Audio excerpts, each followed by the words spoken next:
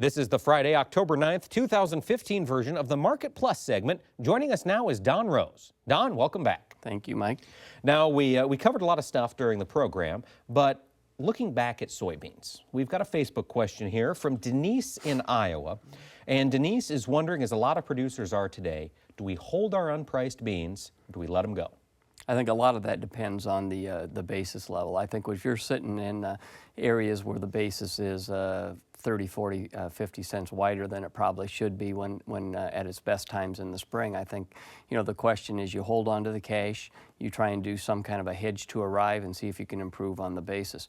From a flat price standpoint, there's really not much carry in the market, so you're going to have to move them quicker. I would say you should get a basis improvement going into November before Thanksgiving, and I'd have a tendency to sell them, and hopefully the price does the same thing, rallies up a little bit. But if you're afraid of the price, put a hedge to arrive contract on them and sit with them, let the basis improve. Okay, and if you're thinking flat price, maybe plan on spend the money, hold them a month, see what happens. That's what I think. Yep, that's what I would say. All right, now we did talk a little bit on the program about how the Fed hasn't raised interest rates. We saw the dollar pull back a little bit, and we've got a question from Chris in Cuba City, Wisconsin. And this week is the exception, but with the strengthening U.S. dollar that we have seen historically over the past 6 months, leading to commodity price deflation, when will it pressure input cost? It's time to start making those decisions. When are producers going to get a break?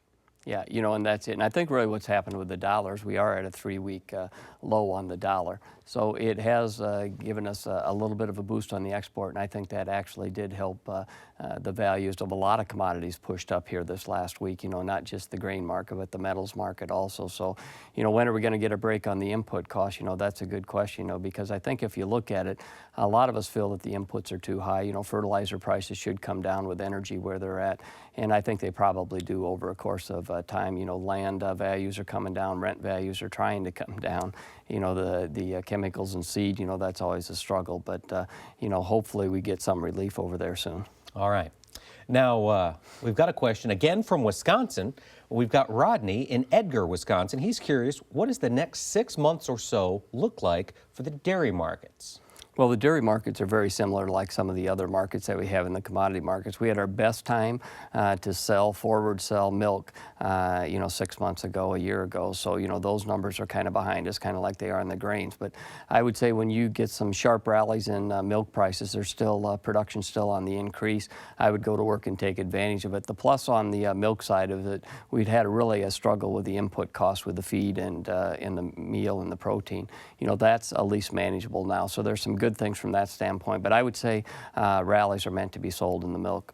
Okay. Now, we talked on the program about the TPP agreement being signed, not yet passed by Congress and enacted, but should it be enacted, what would we expect to see over the next 3 to 5 years on the commodity side? I'm looking particularly at milk, pork, and bean meal.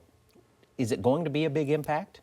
I tell you, I think it's a jump ball. I don't think you can really say, oh, we sign it and it means instant business. Because the big issue that we've had with all these commodities, even right now, look at the Brazilian real.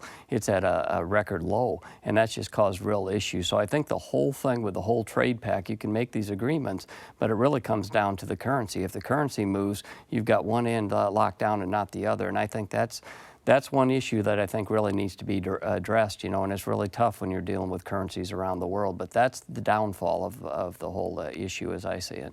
Now, you mentioned the real being at a record low. We've talked for quite a while about Brazilian farmers increasing their soybean plantings, and the USDA on Friday increased their production to 100 million metric tons. What are your thoughts? Well, and that's the real problem. Their soybeans down there are running back to the producer. Of course, they have to export or get it out of there. They're over $13 a bushel. They're sitting at near record prices. So how do you compete? Their soybean acres are going up because they have big profits over there. Between Brazil and Argentina, they're going to raise about 5.7 billion bushels of soybeans. We're going to have 3.9 billion. So we continue to lose market share because of that. And it's really the currency is what is the real issue. Okay. Now, we've got a question here from Brock in Central Iowa. He's in Baxter. He was on Twitter.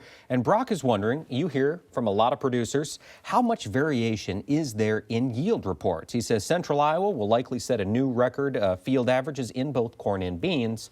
What are you hearing from outside his backyard?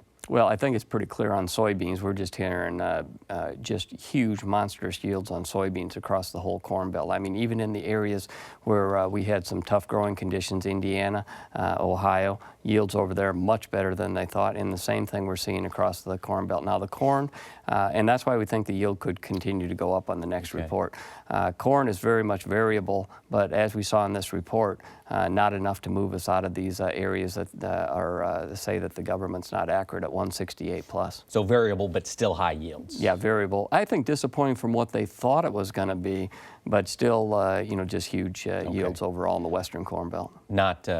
Not variable enough to kick us to 450 on corn. No, I think that's it. You know, we know now that we're going to have a big yield, a big production, a big carryout. Now, we talked on the program about the price of feeder cattle.